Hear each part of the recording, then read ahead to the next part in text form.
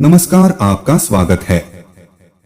श्री कृष्ण गीता में कहते हैं, जिसका जन्म हुआ है उसकी मृत्यु भी निश्चित है, लेकिन मनुष्य अपनी मृत्यु को हमेशा टालने की कोशिश करता है।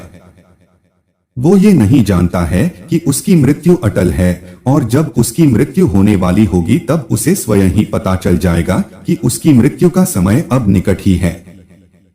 मृत्यु से कुछ समय पहले ही मनुष्य को एहसास हो जाता है कि उसकी मृत्यु अब कुछ ही समय में होने वाली है।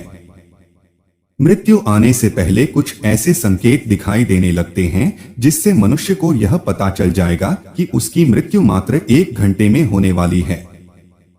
श्री कृष्ण ने इसे 5 संकेत बताए जिससे मनुष्य अपनी मृत्यु के बारे में पता कर सकता है। श्री कृष्ण के अनुसार इन संकेतों के माध्यम से मनुष्य अपनी मौत के समय का पता करके अपने परिवारजनों और मित्रगणों से अंतिम बातें कर सकता है, जिन्हें मात्र मृत्यु से पहले ही की जा सकती है। तो चलिए जान लेते हैं इन 5 संकेतों के बारे में। पर उससे पहले अगर आपने चैनल को सब्सक्राइब नहीं किया है तो इसे सब्सक्राइब कर लीजिए, साथ ही वीडियो को एक लाइक जरूर करें। पहली बात, जीवन भर के कर्म दिखाई देना। श्री कृष्ण के अनुसार जिस मनुष्य की मृत्यु होने वाली होती है उस मनुष्य को 1 घंटा पहले ही अपने जीवन में किए गए सभी छोटे बड़े कर्म दिखाई देने लगते हैं। उसे अपने जीवन में किए गए पाप और पुण्य, परिवार और मित्रजनों के साथ बिताए गए पल दिखाई देने लगते हैं। वह मनुष्य ध्यान योग की अवस्था में पहुंच जाता है जिसमें उसे मात्र उसके कर्म ही दिखाई देते हैं। उसे एहसास नहीं रहता कि वो कहां पर बैठा हुआ है या उसके आसपास कौन बैठा हुआ है। ये पहला संकेत कुछ ही समय के लिए होता है, जिसके बाद वह मनुष्य वापस चेतना में आ जाता है। दूसरा संकेत, स्वप्नों में स्वर्ग और नरक के द्वारा दिखाई देना। मनुष्य की मृत्यु का दूसरा संकेत है कि उसे अपने सपने में स्वर्ग और नरक के द्वार दिखाई देने लगते हैं। इस प्रकार के सपने हैं मनुष्य को उसकी मृत्यु से 1 दिन पहले ही आने लगते हैं। उसे अपने सपनों में एक स्वर्ग का द्वार और दूसरा नरक का द्वार बारी बारी से दिखाई देने लगता है। वह मनुष्य उन दोनों के बाहर इंतजार करता हुआ खड़ा रहता है।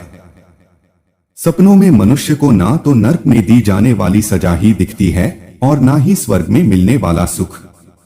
उसे मात्र स्वर्ग और नरक में प्रवेश करने वाले विशालकाय दरवाजे दिखाई देते हैं। तीसरी बात, यमराज के दूत होने का एहसास। श्री कृष्ण के अनुसार जिस व्यक्ति की मृत्यु में 1 पहर यानी कि 1 घंटे का समय शेष रहता है उस मनुष्य को अपने आसपास यमराज के दूत होने का एहसास होता है। वह व्यक्ति असहज महसूस करने लगता है। उससे लगता है कि उसके आसपास में परिजनों के अलावा कोई और भी हैं।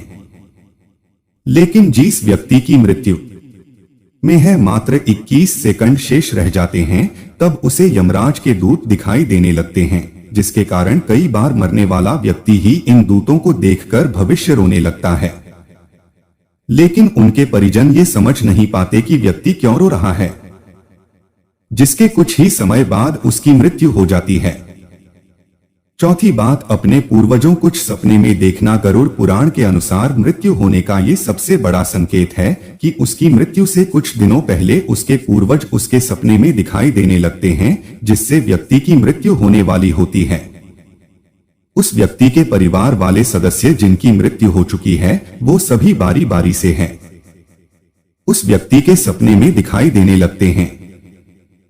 कुछ लोग ऐसे पितृदोष मानने की भूल करते हैं, लेकिन पूर्वजों का बार बार सपने में आना मृत्यु का संकेत है। 5वां संकेत, सपने में उल्लू और जली हुई लकड़ी का दिखाई देना। श्री कृष्ण कहते हैं, जिससे व्यक्ति के सपने में उल्लू और जली हुई लकड़ियां दिखाई देने लगती है उस व्यक्ति की मृत्यु निकट ही होती है। ऐसे व्यक्ति की मृत्यु 21 दिन के भीतर हो जाती है। ऐसे व्यक्तियों को अपना बचा हुआ समय परिवारजनों के साथ बैठकर प्रेम से व्यतीत करना चाहिए और अपने जीवन भर में की गई गलतियों को सुधार लेना चाहिए।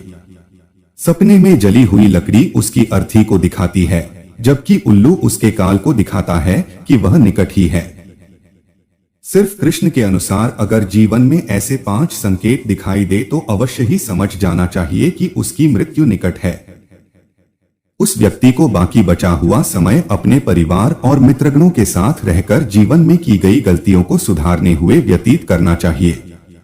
जीवन की मात्र कुछ पलों में भी जीवन की बड़ी सी बड़ी गलतियों को सुधारा जा सकता है, तो दोस्त हो।